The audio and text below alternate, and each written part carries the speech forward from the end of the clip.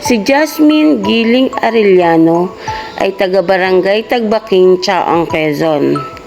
Siya ay ipinanganak noong September 8, 2012. Siya ay 11 taong gulang na.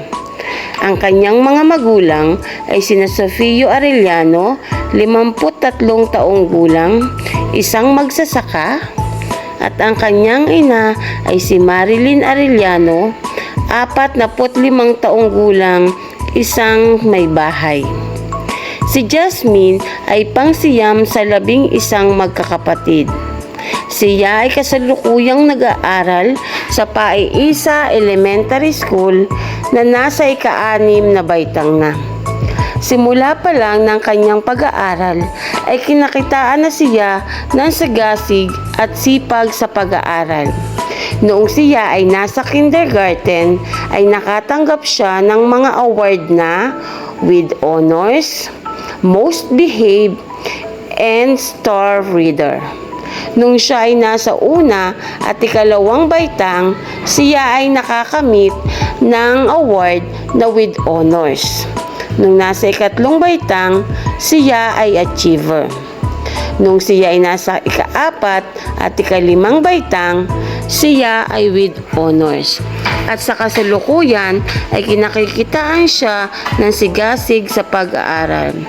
Sa kabila ng layo na kanilang nilalakad sa araw-araw, ay hindi siya lumiliban sa klase.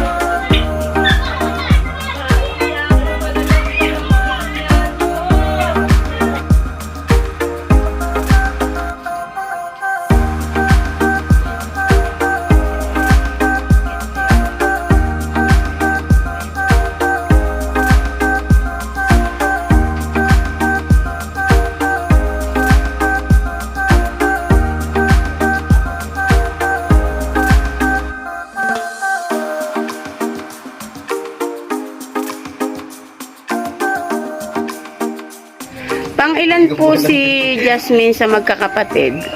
Pangsiyam po. Ano po ang mga magagandang katangian ni Jasmine? Si Jasmine naman po yung mabait na bata, masipag mag-aral. Natulong din po sa gawaing bahay. Okay. Pagkakarating niya po sa school, ano po ba yung mga gawain na ginagawa ni Jasmine? Nakuha po siya ng kambing, naglalagay ng mga tubig, naghuhugas din po ng pinggan. Bilang kapitbahay po ni Jasmine, ano po ang magagandang katangian na masasabi niyo po sa kanya? Magaling po siya, tapos marunong po siya makipagkaibigan.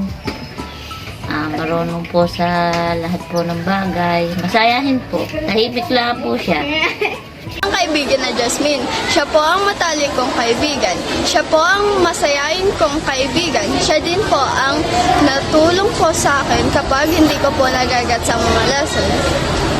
Siya po ay mabuting tao at matulungin na kaklase. Siya po ay maaasahan sa mga gawain at siya po ay mabilis pakiusapan. Si Jasmine po ay napakatalinong bata at napakasipag. Kapag po nakakakita siya ng isang bata na dapa, siya po ay tinutulungan niya agad at kaya po siya nagkaka-honors dahil sa kanyang pagsisikap at pagdiskarte.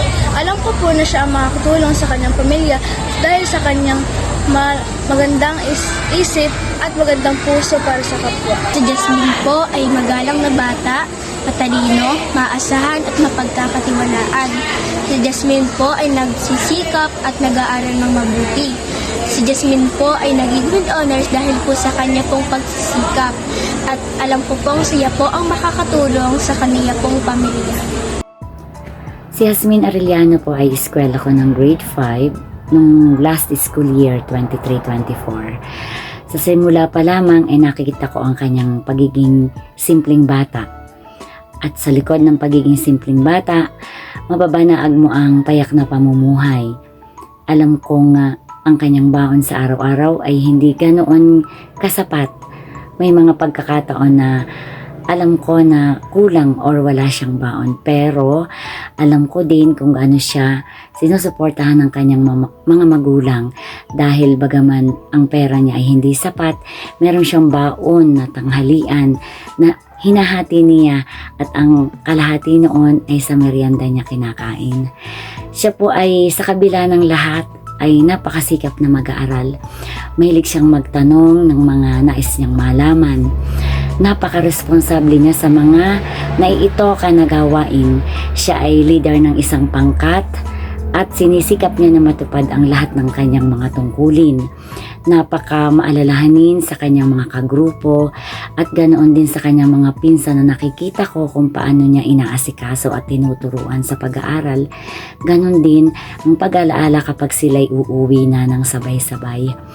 Ang kanyang mga kapangkat na hindi nakakahabol sa mga aralin ay sinisikap niyang matulungan. At ang isang pinakahinahangan ko talaga sa kanya, napakabait niyang bata. Alam niya ang kanyang tungkulin sa loob ng paaralan, lalo na yung mga gawain